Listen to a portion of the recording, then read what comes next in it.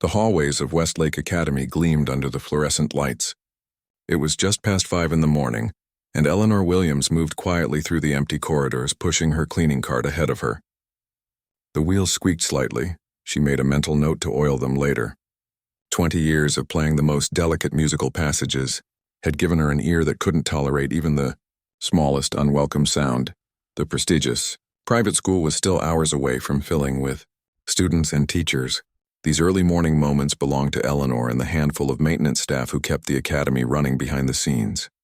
Eleanor had been working as a janitor at Westlake for 7 years now. At 43, her hands told 2 different stories. The calluses and rough patches spoke of years scrubbing floors and handling harsh cleaning chemicals. But her long, elegant fingers and the way she held them slightly curved even while mopping, these were the lingering signs of her first life, her real life, before everything changed. "Morning, Eleanor," called out Tom, the head of maintenance, as he passed by with a toolbox. "Heating's acting up in the east wing again." "Morning," Eleanor replied with a smile that reached her tired eyes. "Want me to start over there today? Those classrooms will need extra attention if they've been cold overnight." Tom nodded gratefully. "That would help a lot. The music room especially. Mrs. Harrington left a note saying the piano needs dusting." "Again?" Eleanor bit back a sigh. Mrs. Harrington, the school's music teacher, never missed an opportunity to find fault with the cleaning of her precious music room. The woman treated the maintenance staff like they were beneath her. Especially Eleanor. "I'll make it sparkle," Eleanor promised. Though she knew nothing would ever meet Mrs. Harrington's standards, the east wing of the school housed the arts departments. Eleanor saved the music room for last, taking extra care with the gleaming black grand piano that sat in the center like a sleeping giant. She dusted it with gentle, knowing touches, careful not to press any keys and disturb the morning quiet. This piano was a Steinway Model D concert grand, worth more than she would make in 10 years. Eleanor knew its value down to the dollar, not because she had researched it as a janitor, but because she had once played on identical models in concert halls across the country. Before life took an unexpected turn, Eleanor Williams had been Eleanor Williams, rising star pianist, graduate of Juilliard, and performer with a promising career ahead of her. That was before her mother's stroke, before the medical bills, before she had to choose between her music and her family. She finished cleaning the music room with 40 minutes to spare before her lunch break. No one would be using the room for first period. She had memorized the schedules of every room she cleaned. 40 minutes. She glanced at the door, then back at the piano. She shouldn't. She really shouldn't. But her fingers itched with a familiar longing. 7 years of cleaning this room, 7 years of dusting this piano, and only a handful of times had she given in to temptation. Eleanor quietly closed the door and pulled the small wedge from her cleaning cart to prop it shut. Not locked. She wasn't allowed to lock any doors, but enough to give her warning if someone tried to enter. She sat down at the bench, her work uniform feeling suddenly awkward and stiff. Eleanor closed her eyes and let her hands hover over the keys, feeling the cool ivory beneath her fingertips as she lowered them without making a sound. For a moment she just sat there, remembering. Then softly, so softly it was almost a whisper, she began to play. Debussy's Clair de Lune flowed from her fingers, the gentle notes filling the room. She played quietly at first, but as the piece progressed, she lost herself in the music. Her body swayed slightly as her hands danced across the keys, muscle memory taking over where conscious thought left off. The piece had been her mother's favorite. Eleanor played with her eyes closed, letting the music wash over her. For these few stolen minutes, she wasn't a janitor in a faded blue uniform. She was herself again, the self she had packed away along with her concert dresses and sheet music 7 years ago. As the final notes faded, Eleanor became aware of her surroundings again. She checked her watch, 15 minutes gone. She should stop now, get back to work. But her hands remained on the keys. Almost without conscious thought, she transitioned into Chopin's Nocturne in E-flat major. This one she played with more confidence, letting the volume rise and fall naturally with the emotion of the piece. Her fingers remembered every note, every subtle change in tempo. This had been the piece she played at her Juilliard audition, the one that had earned her a standing ovation from the panel and a full scholarship. When she finished, tears were streaming down her face. She wiped them away quickly with the back of her hand. Crying wouldn't help anything. It never did. She stood up and smoothed her uniform, preparing to return to her cart and continue her day. But something made her pause. There was one more piece calling to her, one she hadn't played in years. Eleanor sat back down. 5 more minutes wouldn't hurt. She placed her hands on the keys and began to play Rachmaninoff's Piano Concerto No. 2.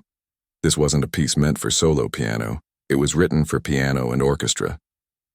But Eleanor played both parts as best she could, filling in the orchestral sections from memory, creating a full sound that echoed throughout the room. This had been her breakthrough piece, the one she had performed with the Boston Philharmonic as a guest soloist. The concert that had critics calling her the next great American pianist. The performance that had seemed to confirm that all her hard work, all the sacrifices her family had made for her training, had been worth it. 2 weeks after that concert, her mother had collapsed in their kitchen. The diagnosis, a severe stroke. The prognosis, years of care and rehabilitation. The reality, insurance would cover only a fraction of the costs. Eleanor's father had passed away years before. There was no one else.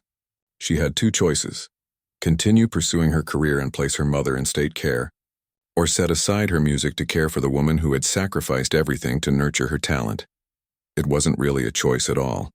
She had sold her piano first, then most of her belongings. She had moved her mother into a small apartment and taken whatever job she could find that allowed her to be home when needed. When her mother passed away 3 years later, Eleanor was left with nothing, no career, no savings, no recent performances to point to when trying to re-enter the music world. Eventually, she had found stability in the janitorial position at Westlake. The hours worked with her schedule, the pay was steady and the benefits decent. It wasn't the life she had trained for, but it was a life, and sometimes in moments like this she could still touch her old dreams. The final chords of the Rachmaninoff piece resonated through the room. Eleanor sat still, hands resting on the keys, allowing herself one more moment of connection before returning to her reality. The sound of a door opening down the hall snapped her back to the present. Quickly she stood and removed the wedge from under the door. She grabbed her dusting cloth and was wiping down the music stands when Mrs. Harrington walked in 5 minutes later. "I see you're still working in here," the music teacher said, her tone making it clear she found this unacceptable. "First period starts in 20 minutes. Just finishing up," Eleanor replied, keeping her eyes down and her voice neutral. "The piano has been dusted as requested." Mrs. Harrington ran a finger along the edge of the piano, inspecting it critically. Finding no dust, she simply nodded and turned her attention to arranging sheet music on her desk. Eleanor gathered her cleaning supplies and pushed her cart toward the door. As she left, she heard the music teacher play a few experimental notes on the piano, checking the tuning. "That's odd," Mrs. Harrington muttered. "It feels warm." Eleanor kept walking, her face carefully blank. Back in the hallway, she allowed herself a small smile. The piano wasn't the only thing that felt warm. For the first time in days, so did her heart. As she moved on to her next task, Eleanor thought about the upcoming faculty talent show she had overheard teachers discussing. Every year, staff members performed while students and parents watched. Every year, Eleanor cleaned up after the event, listening to people praise performances that wouldn't have passed a first-year recital at Juilliard. Not that it mattered. No one would ever ask the cleaning lady to perform. And that was probably for the best. Some dreams were better left in the past, taken out only in private moments when no one was watching. Eleanor pushed her cart toward the cafeteria. Lunch period would start soon, and there was always a mess to clean up afterward. Life went on, one day blending into the next, each filled with the same tasks, the same routines. But today felt different somehow. Today, music still echoed in her mind. Her fingers still tingled with the memory of the keys, and for a brief moment, Eleanor Williams remembered who she really was. The annual Westlake Academy Spring Showcase was less than a week away, and the entire school buzzed with activity. For 20 years, this event had been the crown jewel of the school calendar, a chance for students to demonstrate their talents, and for faculty to remind parents why the steep tuition was worth every penny. Eleanor moved through the chaos with practiced invisibility. Today she carried a mop and bucket rather than her usual cart. The auditorium floors needed special attention with all the foot traffic. Students rushed past her, costumes and instruments in hand. Teachers called out directions, and no one noticed the woman in the blue uniform methodically working her way across the gleaming wood floor. No, no, no. That won't do at all. Mrs. Harrington's voice cut through the noise like a knife. The music teacher stood center stage, hands on her hips, glaring at a young man seated at the piano. Richard, I've told you 3 times already. The tempo must be precise. This is Chopin, not some pop song you can fumble through. Eleanor kept her eyes on her work, but her ears caught every word. Poor Richard. The boy was actually quite talented for a 16-year-old, but Mrs. Harrington had a way of crushing confidence rather than building it. I'm sorry, Mrs. Harrington, the boy stammered. I'll practice more tonight. You've had weeks to practice. The showcase is Friday. Mrs. Harrington pinched the bridge of her nose, a gesture Eleanor had seen many times. It always preceded the worst of the woman's temper. Let's take 5 minutes. Perhaps the break will help you remember how to count. Richard slumped away from the piano bench, face flushed with embarrassment as other students avoided eye contact. Mrs. Harrington turned to speak with the drama teacher, her voice dropping to a harsh whisper that still carried in the acoustic space. We have a serious problem, Diane. Richard is nowhere near ready, and he's our only pianist for the faculty number.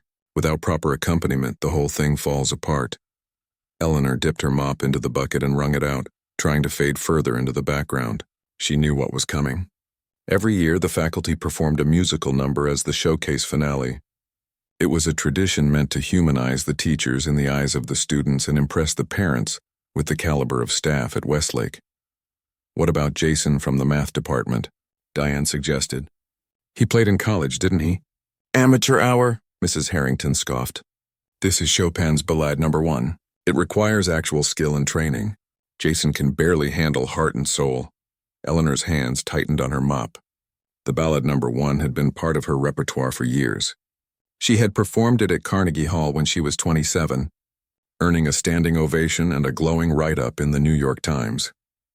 The critic had called her interpretation, both technically, flawless and emotionally profound, a rare combination, even among seasoned performers, and we'll have to simplify the arrangement, Diane said with a sigh. There's no other option at this point. Absolutely not. Mrs. Harrington's voice rose again. My reputation is attached to this performance. I won't have my name associated with some watered-down version, just because we can't find a competent pianist. Eleanor moved her mop a few inches closer to the stage, keeping her head down. She shouldn't care. This wasn't her problem. She had made her peace with leaving music behind. Mostly, Mrs. Harrington. The principal's voice joined the conversation. Mr. Chen had appeared from the back of the auditorium. Is there a problem with the showcase preparations? Mrs. Harrington straightened her already perfect posture. Just a small hiccup, Robert. Our piano accompaniment isn't up to standard, and we have no suitable replacement. Mr. Chen frowned. That is concerning. The board members will be attending, and several are major donors specifically interested in our arts program. I'm well aware of the stakes, Mrs. Harrington said tersely. Eleanor should have kept mopping. She should have moved to another section of the floor. Instead, she paused just for a moment and looked up at the beautiful grand piano sitting center stage under the lights. That was her mistake. Mrs. Harrington's sharp eyes caught the movement and locked onto Eleanor. For a second, confusion crossed her face, followed by something that made Eleanor's stomach drop. Calculation. You, Mrs. Harrington said, pointing a manicured finger directly at Eleanor. You clean the music room, don't you? Every head in the auditorium turned. Eleanor felt her cheeks warm as dozens of eyes fixed on her, curious and surprised as if they were seeing her for the first time. In many cases, they probably were. Yes, ma'am, Eleanor answered, straightening her back slightly but keeping her voice soft. Mrs. Harrington's painted lips curved into something between a smile and a sneer. Ever played a piano before? Even just plunking out a tune? The question hung in the air. Eleanor felt her heart rate quicken. 7 years of careful anonymity teetered on the edge of a cliff. I've touched a piano before, she said carefully. A few students snickered. Mrs. Harrington's smile widened. Wonderful, she said with false brightness. We're in quite a bind here, and I thought perhaps you might help us out. Mr. Chen looked uncomfortable. Catherine, I don't think... "Oh, it's just an idea," Mrs. Harrington cut him off. "After all, we do encourage our entire Westlake family to participate when possible. And the janitorial staff is certainly part of our extended family." The emphasis she placed on extended made it clear exactly what she thought of where Eleanor stood in the school hierarchy. Eleanor should have declined, should have made an excuse about needing to finish her work, should have mentioned the 3 classrooms still waiting to be cleaned. But something inside her, some ember of her old self that had never quite died, flared to life. "I could try," she said quietly. The snickering grew louder. Mrs. Harrington looked triumphant, like a cat that had cornered a mouse. "Marvelous. Why don't you come up right now? No time like the present." Eleanor glanced at the mop in her hands, then at Tom, who had entered the back of the auditorium carrying a ladder. Her supervisor gave her a confused shrug, as if to say this wasn't in either of their job descriptions, but he wasn't going to stop her. She carefully set her mop against the wall and wiped her hands on her uniform pants. The walk to the stage felt endless. Each step brought curious whispers and barely concealed laughter. "This really isn't necessary," Mr. Chen tried again. "Nonsense," Mrs. Harrington said brightly. "I think it's important to give everyone a chance to shine. Don't you agree, Robert? Inclusivity and all that." Eleanor reached the steps to the stage. She hadn't stood on a stage in 7 years. Her legs felt strangely heavy as she climbed each step. Richard, the student pianist, gave her a sympathetic look as he vacated the bench. As she passed him, he whispered, "It's in G minor," clearly trying to be helpful. Eleanor nodded, not trusting herself to speak. She sat down at the bench and adjusted it slightly, a habitual movement so ingrained she didn't even think about it. Mrs. Harrington noticed, one eyebrow raising slightly. The piano was a Steinway Model B, slightly smaller than the one in the music room, but still a magnificent instrument. Eleanor placed her hands in her lap, suddenly aware of how rough they looked, how unworthy of touching these keys. "Whenever you're ready," Mrs. Harrington said, not bothering to hide the mockery in her voice. "Perhaps just the first page? That should be enough to see if you have potential." A hush fell over the auditorium. Eleanor felt every eye on her, students, teachers, maintenance staff. Even the custodian's dignity was worth pausing work to witness being dismantled. She knew what Mrs. Harrington expected. A few clumsy notes, embarrassment, a lesson to everyone present about staying in their proper place. The music teacher would be kind about it, of course. "A valiant effort," she would say. "Thank you for being such a good sport." And then Eleanor would return to her mop and bucket, properly humbled, while everyone had a good laugh later about the janitor who thought she could play Chopin. Eleanor looked down at the keys. Black and white, just like so much in her life had seemed. But there was more, wasn't there? There were infinite shades between the extremes. There was the gray of dawn when she began her workday, the blue of the sky she glimpsed through windows while cleaning, the rich brown of the coffee Tom shared with her on difficult mornings, and there was music. Always music. Eleanor placed her hands on the keys, feeling their cool smoothness against her calloused fingertips. She took a deep breath, closed her eyes, and began to play. The first notes of Chopin's Ballade No. 1 filled the auditorium, soft and questioning. Eleanor let the familiar melody flow through her fingers, tentatively at first, as if she were speaking a language she hadn't used in years, and was remembering the words as she went. The snickering stopped. Complete silence fell. As Eleanor's fingers moved across the keys, something extraordinary happened. Years melted away. The janitor's uniform, the mop leaning against the wall, the snickering students, all faded into the background as muscle memory took over. The opening notes gave way to more complex passages. Eleanor's hands began to dance across the keyboard, coaxing out the delicate melodies and thunderous chords of one of Chopin's most challenging pieces. Her body swayed slightly with the music. Her eyes remained closed, lost in the world that had once been her home. In the audience, confusion turned to astonishment. Mrs. Harrington's smug smile froze, then slowly dissolved. The drama teacher, Diane, brought a hand to her mouth. Mr. Chen, the principal, stood motionless, his expression one of disbelief. Richard, the student pianist who had struggled with the very same piece, watched Eleanor's hands with wide eyes, unconsciously mirroring some of her finger movements as she played. The music swelled. filling every corner of the auditorium with emotion, longing, passion, and a touch of defiance. Eleanor felt the familiar rush that came with performance, that perfect moment when the boundary between musician and instrument disappeared, when notes on a page transformed into pure feeling. When she reached the coda, that famously difficult final section that had been the downfall of many accomplished pianists, Eleanor didn't hesitate. Her hands flew across the keys with precision and grace, building to the piece's powerful conclusion. As the final note resonated through the silent auditorium, Eleanor slowly opened her eyes. For a moment she was disoriented, caught between her past and present. Then reality crashed back in. She was still Eleanor Williams, janitor. She was still sitting on a stage in her blue uniform, surrounded by people who, until a moment ago, had barely noticed her existence. But something had changed. No one moved. No one spoke. Then, from somewhere in the back of the room, a single person began to clap. Others quickly joined in, the applause building until it thundered through the space. Students stood from their seats. Teachers joined them, and even Tom, holding his ladder, managed to clap his hands together while balancing his equipment. The only person not applauding was Mrs. Harrington. The music teacher stood rigid, her face a complex mix of emotions, shock, confusion, and something that looked almost like fear. Eleanor rose from the bench on shaky legs, uncertain what to do next. She hadn't taken a bow since her last recital, hadn't faced applause or admiration in so long that she'd forgotten the proper response. She managed a small, awkward nod before turning to leave the stage. "Wait." Mrs. Harrington's voice cut through the applause, which quickly died down. "Who are you?" The question hung in the air. Such a simple question with such a complicated answer. Who was she? A janitor? A pianist? Both neither?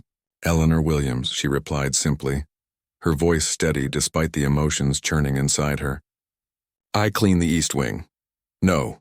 Mrs. Harrington shook her head, stepping closer. "Who are you really? Where did you learn to play like that?" Eleanor hesitated. 7 years of careful anonymity, of keeping her past locked away, now threatened to unravel. But looking at the faces around her, the awe in the students' eyes, the curiosity of the faculty, she felt something shift inside her.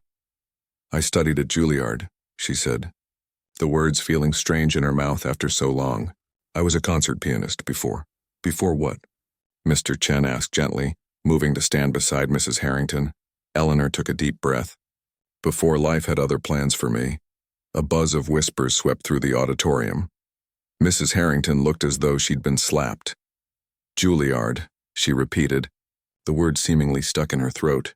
As head of the music department at Westlake, Mrs. Harrington often spoke of her own education at a respected but far less prestigious music school. She had built her reputation on being the most accomplished musician on staff. "You expect us to believe that you, the janitor, studied at Juilliard?" It was the emphasis she put on janitor that did it. That familiar tone that suggested cleaning floors somehow made Eleanor less worthy of respect. For 7 years, Eleanor had accepted this treatment, had even believed she deserved it after failing to maintain her career. But now, standing on a stage again with music still singing in her veins, something inside her rebelled. "I don't expect you to believe anything, Mrs. Harrington," Eleanor said quietly but firmly. "But yes, I graduated from Juilliard with a master's degree in piano performance. I performed with the Boston Philharmonic and the New York Symphony. I played at Carnegie Hall. And now I clean your music room every morning." The silence that followed was deafening. Then an old voice spoke up from the side of the auditorium. "She's telling the truth." Everyone turned to see Mrs. Abernathy, the school librarian, making her way slowly down the aisle. The elderly woman had worked at Westlake longer than anyone else. A fixture at the school for nearly 30 years. "I thought you looked familiar from the moment you were hired," Mrs. Abernathy said, addressing Eleanor directly, "but I couldn't place you. Now I remember. There was an article in the New York Times, must have been 8 or 9 years ago.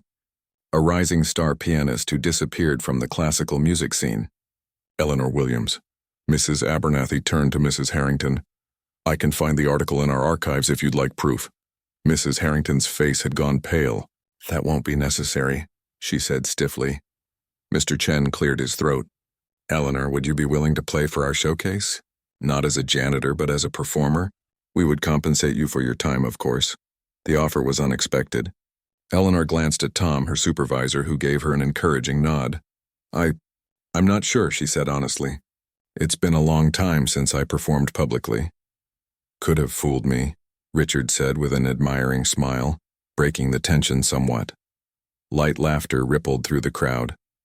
Eleanor felt her cheeks warm, but this time not from embarrassment. Please consider it, Mr. Chen pressed gently. Your talent is extraordinary. It would be an honor to have you perform. I'll think about it, Eleanor finally agreed. As the assembly broke up, students and teachers returned to their preparations with an entirely new energy. Many cast curious glances at Eleanor as she made her way back to her mop and bucket. It felt strange to return to cleaning after what had just happened, like putting on clothes that no longer fit quite right. Richard approached her as she gathered her supplies. Ms. Williams, he said tentatively, I was wondering, would you maybe have time to give me some pointers on the ballade? I've been struggling with the timing in the middle section. Eleanor looked at the hopeful expression on the boy's face and felt something stir within her that had been dormant for too long. The teacher, the mentor, the musician who had once dreamed of not just performing but passing on her knowledge. I think that could be arranged, she said with a small smile. Let me talk to Tom about my schedule. As people filtered out of the auditorium, Mrs. Harrington remained on stage, staring at the piano with a troubled expression. When she noticed Eleanor looking her way, the music teacher quickly turned and busied herself with sheet music, but not before Eleanor caught a glimpse of something unexpected in the woman's eyes. Not anger or resentment, but something that looked almost like regret. Later, as Eleanor was finishing her shift, Tom approached her in the hallway. So, he said, leaning on his mop, a concert pianist, huh? All this time we had no idea. Eleanor shrugged. It was another life. Maybe not as another as you thought, Tom suggested. Mr. Chen called me into his office after what happened in the auditorium. He wants to talk to you tomorrow morning. Eleanor felt a flutter of anxiety. Did he say what about? Not specifically. But he asked me if we could adjust your schedule if needed. Tom gave her a meaningful look. I think things might be changing around here, Eleanor. As she walked home that evening, Eleanor felt oddly light, as if a weight she'd carried for years had been partially lifted. She hadn't meant to reveal her past, hadn't planned to play the piano in front of an audience ever again. Yet somehow it had happened and the world hadn't ended. Instead, it felt like something new might be beginning. Her small apartment seemed especially quiet that night. She looked at her hands, rough from years of work with mops and chemicals. They had remembered, though. When it mattered, they had remembered what to do. How to create beauty from black and white keys. Eleanor fell asleep that night with Chopin's melodies still dancing through her mind. And for the first time in years, she dreamed not of what she had lost, but of what might still be possible. Eleanor arrived at school earlier than usual the next morning. The halls were empty and quiet, giving her time to gather her thoughts before her meeting with Mr. Chen. Sleep had come in fitful bursts, her mind replaying yesterday's events on an endless loop, the feel of the piano keys beneath her fingers, the stunned faces in the audience, the sound of applause filling the auditorium. She was about to knock on the principal's office door when Mrs. Abernathy, the librarian, appeared beside her, holding a yellowed newspaper clipping. I thought you might want this, the older woman said, offering the paper with a gentle smile. I found it in our archives last night. Eleanor took the clipping with shaking hands. The New York Times dated May 17, 2016. There she was, 8 years younger, seated at a grand piano in Carnegie Hall, caught mid-performance. The headline read, Rising Star Eleanor Williams Brings Fresh Perspective to Classical Standards. Thank you, Eleanor whispered, running a finger over the image of her former self. I've worked at this school for nearly 30 years, Mrs. Abernathy said quietly. In all that time, I've never heard anyone play like you did yesterday. Not even close, she patted Eleanor's arm. Whatever happens in there, remember that. With those words, the librarian walked away, leaving Eleanor alone with the newspaper clipping and her thoughts. Taking a deep breath, she knocked on Mr. Chen's door. Come in, his voice called from inside. The principal's office was warm and inviting, with large windows overlooking the school grounds. Mr. Chen stood as she entered, gesturing toward a comfortable chair across from his desk. Thank you for coming early, Eleanor, he said, his tone friendly but professional. I imagine yesterday was quite unexpected for you. For everyone, Eleanor replied with a small smile. Mr. Chen nodded. Indeed. He sat down and folded his hands on his desk. I'll get straight to the point. What happened yesterday made me realize that Westlake has been severely underutilizing a remarkable talent. I'd like to discuss the possibility of expanding your role here. Eleanor blinked, uncertain she had heard correctly. Expanding my role? We currently have a budget allocation for a part-time assistant music instructor that's gone unfilled this semester. After witnessing your abilities yesterday, I'd like to offer you that position in addition to your current role if you wish to maintain it. The teaching position would include working with advanced piano students and assisting with our music program overall. Eleanor sat in stunned silence. Of all the outcomes she had imagined for this meeting, this hadn't been one of them. I don't know what to say, she finally managed. It's been years since I taught or performed professionally. Based on yesterday's evidence, that hardly matters, Mr. Chen replied. Talent like yours doesn't disappear. It just waits for the right moment to reemerge. He leaned forward slightly.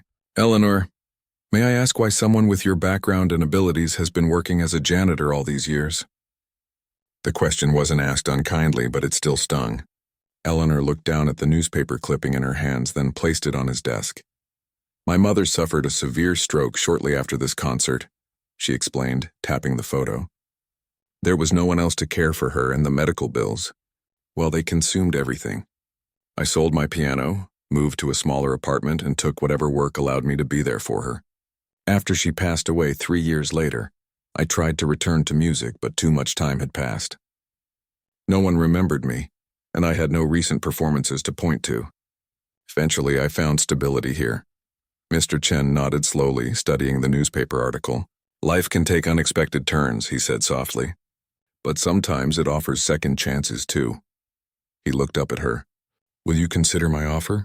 The showcase is in 4 days. It would be a perfect opportunity to introduce you in your new capacity.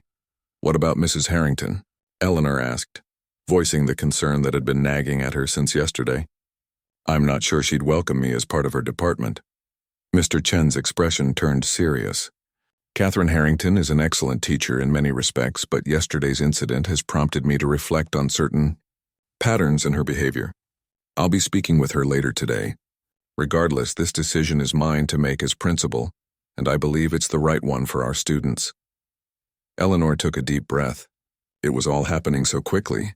Part of her wanted to retreat to the safety of anonymity, to return to a life where expectations were low and disappointment unlikely.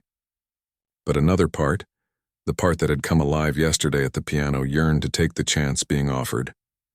May I have a day to think about it? She asked. Of course, Mr. Chen smiled. But whatever you decide about the teaching position, I hope you'll agree to perform at the showcase. Eleanor nodded. I will, and thank you. As she left the office, she nearly collided with Richard, the student pianist, who was apparently waiting in the hallway. Ms. Williams, he exclaimed, then lowered his voice. Sorry, I was hoping to catch you before classes started. I was wondering if you had time today to help me with that piece. I practiced during my free period in the music room. The eagerness in his eyes reminded Eleanor of herself at his age, hungry to learn, to improve, to master the challenging pieces that had once seemed impossible. Before she could overthink it, she heard herself agreeing. I'll meet you there at 11:30, she said. Richard's face lit up. Thank you. You won't regret it. As he hurried off to class, Eleanor wondered if she was making a mistake. She wasn't a teacher anymore, wasn't a pianist anymore. Or was she? The lines that had seemed so clear yesterday morning were blurring with each passing hour. The rest of the morning passed in a fog as Eleanor went through her usual cleaning routine, all while her mind churned with thoughts of Mr. Chen's offer. When 11:30 approached, she found herself standing outside the music room, hesitating. Through the door's window, she could see Richard already at the piano, practicing the opening of the ballade, his face a mask of concentration. Taking a deep breath, Eleanor pushed open the door. The boy looked up, relief washing over his features. You came. I wasn't sure if you would. I said I would. Eleanor replied simply, setting her cleaning supplies aside. Let's hear what you've got so far. Richard nodded and began to play. His technique was decent. He clearly had talent and had put in hours of practice. but she could immediately spot the issues that were tripping him up. The timing was slightly off in the middle section, and his hand positioning created unnecessary tension, making the challenging runs even more difficult. When he finished, he looked at her expectantly. "Well, is it completely hopeless?" "Not at all," Eleanor said, surprising herself with how easily the teacher in her resurfaced. "You have the notes. Now we need to work on making them music." For the next 20 minutes, she guided him through specific passages, demonstrating proper hand positioning, explaining the emotional intentions behind Chopin's composition, showing him how to create the right balance between the melody and accompaniment. Richard was a quick study, implementing her suggestions with impressive speed. By the end of their brief session, the improvement was already noticeable. "That's amazing," he exclaimed after successfully navigating a particularly difficult passage. "How did you know exactly what I was doing wrong?" "Because I made all the same mistakes when I was learning this piece," Eleanor admitted with a smile. "It took me months to get it right." The door opened, and they both turned to see Mrs. Harrington standing in the doorway, her expression unreadable. "Richard, your next class starts in 5 minutes, she said, her voice carefully neutral. The boy quickly gathered his sheet music. "Yes, Mrs. Harrington, thank you, Ms. Williams. Same time tomorrow?" he added hopefully. Eleanor hesitated, glancing at the music teacher. "We'll see," she said noncommittally. After Richard left, an awkward silence filled the room. Eleanor moved to collect her cleaning supplies, expecting a confrontation, but Mrs. Harrington's next words surprised her. "You're a good teacher," the woman said stiffly. "He's made more progress in 20 minutes with you than in 3 weeks with me." Eleanor wasn't sure how to respond. This was the closest thing to a compliment she'd ever received from Mrs. Harrington. "Mr. Chen spoke with me earlier," the music teacher continued, her voice tight. "He informed me of his offer to you." Another uncomfortable silence stretched between them. Eleanor waited, bracing herself for the cutting remark that usually followed any interaction with Catherine Harrington. Instead, the music teacher sighed deeply. "I owe you an apology, Ms. Williams. My behavior yesterday was inexcusable. I made assumptions based on your position here, and I was wrong. Humiliatingly wrong." The admission clearly cost her. "If you accept Mr. Chen's offer, I want you to know that I will not stand in your way." It wasn't exactly a warm welcome, but coming from Mrs. Harrington, it was something close to a miracle. "Thank you," Eleanor said simply. As the music teacher nodded and turned to leave, Eleanor called after her. "Mrs. Harrington, for what it's worth, I think we could offer these students something valuable by working together. Your knowledge of theory and my experience with performance." Mrs. Harrington paused in the doorway, considering this. "Perhaps," she said finally, and left. Eleanor remained in the music room for a moment longer, her hands resting lightly on the piano. For the first time in 7 years, she allowed herself to imagine a different future, one that included music again, one that honored both the person she had been and the person she had become. As she returned to her cleaning cart, Eleanor Williams made her decision. The night of the Westlake Academy Spring Showcase arrived with all the excitement and nervous energy that accompanied major school events. Parents in formal attire filed into the auditorium, programs in hand. Students in pressed uniforms peeked through the curtains, searching for familiar faces in the crowd. Teachers made last-minute adjustments to performances they had been rehearsing for weeks, and in a small dressing room behind the stage, Eleanor Williams sat alone, staring at her reflection in the mirror. She barely recognized herself. Gone was the janitor's blue uniform she had worn for 7 years. In its place was a simple but elegant black dress that Mrs. Abernathy had helped her find at a local shop. Her hair, usually pulled back in a practical bun for cleaning, now framed her face in soft curls. She looked like the woman from the newspaper clipping, the concert pianist, not the custodian. 3 days had passed since her meeting with Mr. Chen, 3 days of whirlwind change that still didn't seem entirely real. She had accepted the principal's offer, agreeing to split her time between maintenance duties and teaching piano. Word had spread quickly throughout the school, transforming Eleanor from invisible staff member to the subject of curious glances and excited whispers in the hallways. She had spent her afternoons working with Richard, whose playing improved dramatically under her guidance. Their sessions had occasionally been observed by Mrs. Harrington, whose initial stiffness had gradually given way to reluctant respect. Yesterday, the music teacher had even contributed a suggestion about interpreting a particularly nuanced passage, leading to a productive three-way discussion about Chopin's intentions. A knock on the door pulled Eleanor from her thoughts. 5 minutes. Ms. Williams, called the stage manager. One of the senior students, thank you, she replied, her mouth suddenly dry. She hadn't performed in public for 7 years. What if she froze?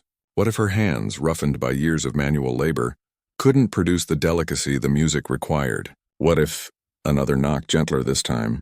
The door opened slightly and Tom poked his head in. Got a minute for your old boss? He asked with a warm smile. Eleanor nodded, grateful for the distraction from her spiraling thoughts. Tom entered, looking surprisingly polished in a dress shirt and tie rather than his usual maintenance uniform. The whole crew's out there, he said. Even Jorge came in on his day off to see you play. We're all pretty proud, you know. I haven't done anything yet, Eleanor said, trying to keep the nervousness from her voice. You've done plenty, Tom countered. Most people would have stayed down after life knocked them flat. You kept going. And now look at you. He gestured to her transformed appearance, from pushing a mop to pushing piano keys, though technically you were always doing both. Eleanor laughed despite her nerves. I'll still be pushing a mop part of the time. I told Mr. Chen I wanted to keep some of my maintenance duties. Why's that? Tom asked, genuinely curious. Eleanor thought for a moment. Because it's part of who I am now, she said simply. I'm not the same person who played at Carnegie Hall. That Eleanor never had to worry about paying bills or caring for a sick parent. She never knew what it was like to be invisible in a room full of people. The past 7 years changed me, and not all of it was bad. I learned things about hard work and humility that I never would have otherwise. Tom nodded, understanding in his eyes. Well, invisible or not, you've always had our respect. He pulled something from his pocket, a small, worn rabbit's foot keychain. My daughter gave me this when I started at Westlake 15 years ago. Said it brought good luck. Been carrying it ever since. Thought you might want it tonight. Eleanor took the small token, touched by the gesture. Thank you, Tom, for everything. 2 minutes, Ms. Williams, called the stage manager through the door. Tom gave her a quick thumbs up and slipped out of the room. Eleanor took a deep breath, tucked the rabbit's foot into her clutch and made her way to the wings of the stage. The auditorium was packed, every seat filled with additional chairs brought in to accommodate the unexpected interest in this year's showcase. Word had spread beyond the school about the janitor turned pianist, drawing curious community members and even a reporter from the local newspaper. From her position off stage, Eleanor could see Richard performing the opening number, his newfound confidence evident in his posture and expression. He played beautifully, implementing all they had worked on over the past few days. When he finished, the audience erupted in applause and the boy took a bow, beaming with pride. Several other performances followed. The choir, a string quartet, dramatic readings by the theater department. Eleanor watched it all with growing apprehension. She was scheduled to close the show, the final performer of the evening. Mrs. Harrington appeared beside her, elegant in a navy blue suit. Nervous? She asked, her tone lacking its usual edge. Terrified, Eleanor admitted. The music teacher nodded. Good. The day you stop being nervous before a performance is the day you should stop performing. She hesitated, then added, For what it's worth, I believe you'll be magnificent. Your technique was always flawless, but what makes you special is how you connect with the music. That's something that can't be taught. Coming from Mrs. Harrington, it was high praise indeed.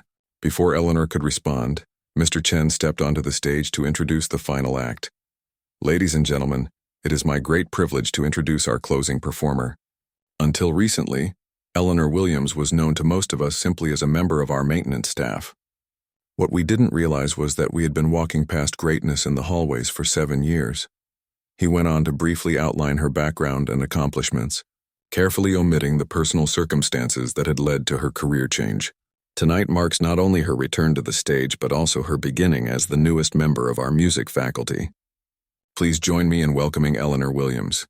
The applause started before she even stepped onto the stage.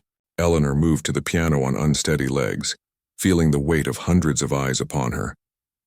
As she took her seat at the bench, she caught sight of familiar faces in the audience. Tom and the maintenance crew in the third row, Mrs. Abernathy smiling encouragingly from near the front, Richard giving her a subtle thumbs up from the wings. Eleanor placed her hands on the keys and closed her eyes for a moment, centering herself. When she opened them again, she began to play. She had chosen Rachmaninoff's Piano Concerto No. 2, the piece that had marked the height of her former career, and the last thing she had performed before her world changed. Without an orchestra behind her, she adapted, filling in the orchestral parts where possible, letting the piano speak alone where necessary. It wasn't a traditional choice for a solo performance, but it felt right. It bridged her past and present, acknowledging both who she had been and who she was becoming. As she played, something magical happened. The years of doubt and regret, of wondering what might have been, melted away. The calluses on her hands, earned through honest work, didn't hinder her playing. They became part of her story, adding texture and depth to the music that her younger self could never have achieved. When the final notes faded, there was a moment of profound silence. Then the audience rose to their feet as one, applause thundering through the auditorium. Eleanor stood, tears blurring her vision as she took a bow. Later, in the reception that followed the showcase, Eleanor found herself surrounded by well-wishers, students eager to sign up for her classes, parents offering congratulations, faculty members who seemed to be seeing her for the first time. Through the crowd, she spotted Mrs. Harrington deep in conversation with an elderly gentleman. The music teacher caught her eye and waved her over. "Eleanor, I'd like you to meet Dr. Lawrence Henderson, the director of the Philadelphia Symphony Orchestra," Mrs. Harrington said. "He's also on the board of the Community Youth Orchestra. Lawrence, this is Eleanor Williams." "Extraordinary performance," Dr. Henderson said, shaking her hand warmly. "Catherine tells me you'll be teaching here now, but I wonder if you might consider a guest soloist appearance with our orchestra next season. And perhaps some master classes for our youth program as well." Eleanor glanced at Mrs. Harrington in surprise. The music teacher gave her a small, genuine smile, perhaps the first Eleanor had ever received from her. "I recommended you," Mrs. Harrington admitted. "Talent like yours shouldn't be limited to just our school." As Eleanor thanked them both and they discussed potential dates, she felt a tap on her shoulder. Turning, she found Richard and 2 other piano students looking at her hopefully. "We were wondering if you might start a chamber music group," Richard said. "For serious piano students. We could meet after school, maybe perform around the community."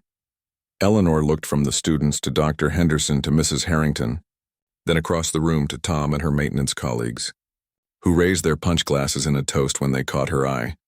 A year ago, even a week ago, she had been just the woman who cleaned the East Wing, invisible and unremarkable to most people at Westlake Academy. Now she stood at the center of possibility, with doors opening all around her. "I think that could be arranged," Eleanor said with a smile that reached all the way to her eyes. "In fact, I have a lot of ideas." As she moved through the reception, making plans and connections, Eleanor Williams was neither the concert pianist she had once been, nor simply the janitor she had become.